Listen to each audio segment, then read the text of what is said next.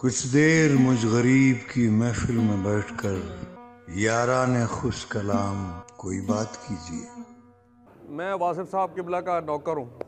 मैं 1985 के आगाज़ में मेरा ख्याल में डॉक्टर मखदूम मोहम्मद हुसैन मेरे रूममेट थे 5 साल से किंग एडवर्ड मेडिकल कॉलेज में। वो 1 साल पहले गए थे, वो मुझे बताया करते थे और मैं यूँ समझ लें कि 1 साल बाद पहुँचा मैं इसलिए था कि मेरा भी एक ज़ाती दुनिया के हवाले से एक कोशिश थी। मेरा ख्याल था कि वहाँ कुछ वज़रा बैठते हैं, मेरा भी काम हो जाएगा। तो सरकार ने एक बात फरमाई थी कि दरवेश के पास दुनिया लेने आओगे तो वो भी मिलेगी, दीन लेने आओ तो क्या ही बात है। फिर वो काम तो इधर का उधर रह गया और फिर सरकार के साथ जो है ना, सरकार ने यूँ समझ लें कबूल कर लिया, फिर सरकार के साथ ही रहे। सरकार से पहले, अभी थोड़ी देर पहले मैंने एक जगह बात अर्ज़ की है कि सरकार से पहले मेरा एक ख्याल, मैं वालदैन मेरे भी चिश्ती सिलसिले से थे। मैं इससे पहले मौलाना मौदूदी रहमतुल्लाह अलैह के साथ भी मेरी एक उम्र गुजरी है। मैं वहाँ पर 1 साल उनके विसाल के वक्त भी मैं वहीं था, यहीं इशरा में वासिफ। उसके बाद और ईरान का ज़माना भी आ गया था। तो मैं जब वासिफ किबला के पास पहुँचा हूँ तो उस वक्त मेरे ख्यालात और नज़रियात में कुछ और तफावत जो आया था, वो एक ख्याल था, वो ये था कि हजूर पाक सल्लल्लाहु अलैहि वसल्लम से सहाबा कराम की जो मुलाकात थी, जो उस ज़माने के वाक़यात थे, उन्होंने तो डायरेक्टली हजूर पाक सल्लल्लाहु अलैहि वसल्लम से सुना है। तो हम लोगों से अल्लाह पाक वो तकाजा क्यों करेगा, हमारा हिसाब वो क्यों होगा। शायद ये ख्याल था कि जो मुझे वासिफ साहब किबला तक उन दिनों ले गया। और आप सरकार ने, मैं समझता हूँ कि 8 साल तक मेरा यही ख्याल ठीक किया है, क्योंकि आखिरी जो रात की महफिल है मेरी आप सरकार के साथ 17 जनवरी 1993 को, उसमें आप सरकार ने जो आखिरी जुमला उस रात बोला था, आपने यही फरमाया था कि खुशी याद रखना कि तमाम कायनात में रोशनी हजूर सल्लल्लाहु अलैहि वसल्लम के नाम से है।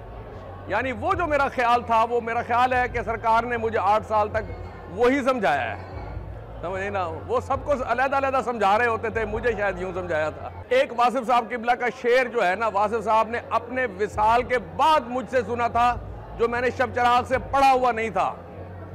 ये गालबन फरवरी 1993 में आपके विसाल के बाद मैंने एक कालम लिखा था। उसमें जो टाइटल है ना, वासिफ बासफा, नवाए वक्त में मेरा वो कालम 9 फरवरी को शाये हुआ था।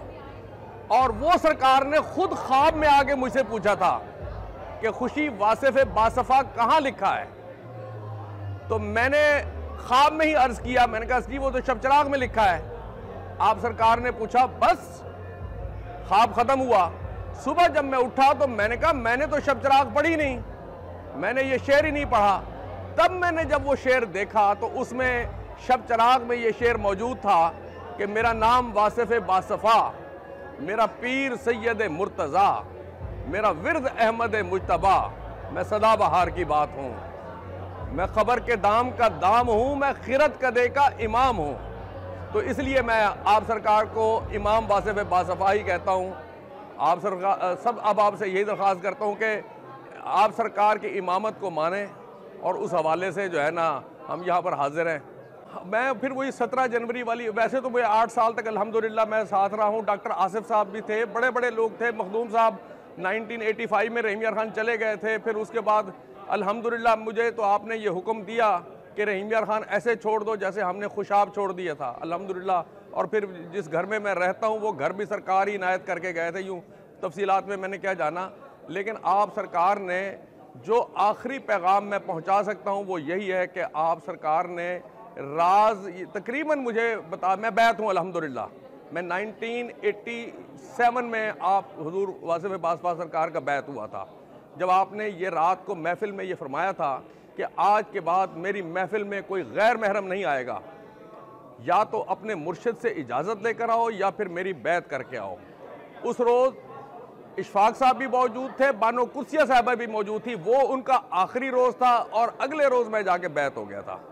तो बीइंग बैत याफ्ता नौकर होने के आप सरकार ने जो मुझे पैगाम मैं समझता हूँ जो सबको पहुँचना चाहिए, वो ये है कि जो आपने फरमाया है कि मैं अली वली का ग़ुलाम हूँ, उसी ताजदार की बात हूँ, यही असल बात हक है।